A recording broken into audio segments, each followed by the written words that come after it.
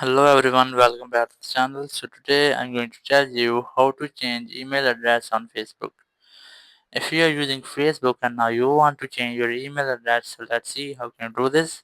First, you have to open your Facebook app and here go to menu and in menu go to settings.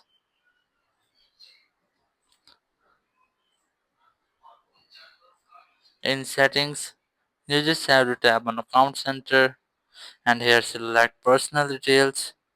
Then select contact info. In contact info, you'll get your Gmail account here if you have added. But if you don't have added, just have an add new contact.